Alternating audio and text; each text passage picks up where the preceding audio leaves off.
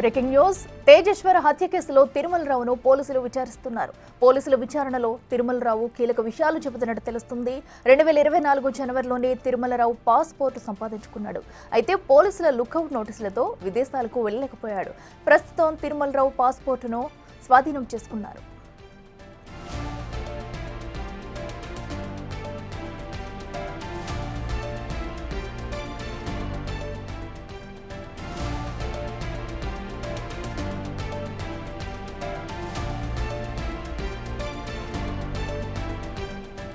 Right, ఇదే అంశానికి సంబంధించి మరింత సమాచారం మా ప్రతినిధి శంకర్ అందిస్తారు.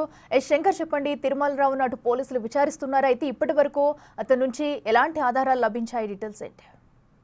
ఎస్ అఖిల, ఇప్పటికే జోగులాంబ గద్వాల జిల్లాలో తేజేశ్వర్ మర్డర్ కు సంబంధించి కీలక పురోగతిని సాధించారు పోలీసులు.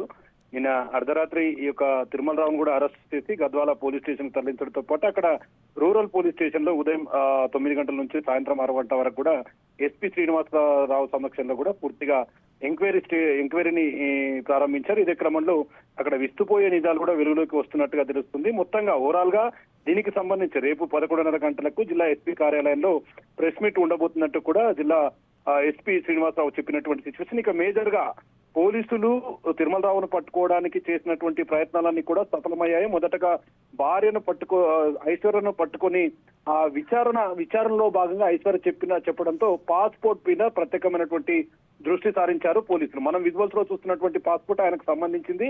ముఖ్యంగా ఐశ్వర్యతో కలిసి విదేశాలకు వెళ్లిపోవడానికి ప్రీ ప్లాన్ గానే 2024 జనవరి 1వ తేదీన దీనికి సంబంధించి పాస్పోర్ట్ కూడా పొందాడు. ఇదే క్రమంలో మొత్తంగా ఈ పాస్పోర్ట్ కు సంబంధించి ఎప్పుడైతే ఈ విషయం తెలిసిందో దీన్ని లుకౌట్ నోటీసులు కూడా జారీ చేశారు. విదేశాలకు పారిపోకుండా ఆయా విమానాశ్రయాలకు కూడా దీన్ని పంపడంతో ఒకసారిగా దీని మీద పోలీసులు అలర్ట్ కావడంతో పాటు తిరుమలరావును పట్టుకోవడం, ఆ పాస్పోర్ట్ ను కూడా స్వాధీనం చేసుకున్నటువంటి సిచ్యువేషన్. ఇక రేపు మధ్యాహ్నం తర్వాత పూర్తిగా దీనికి సంబంధించి ఒక ప్రెస్ మీట్ ద్వారా మర్డర్ ప్లాన్ కు సంబంధించినటువంటి పూర్తి డేటాను జిల్లా ఎస్పీ శ్రీనివాసరావు వివరించనున్నారు. అఖిల.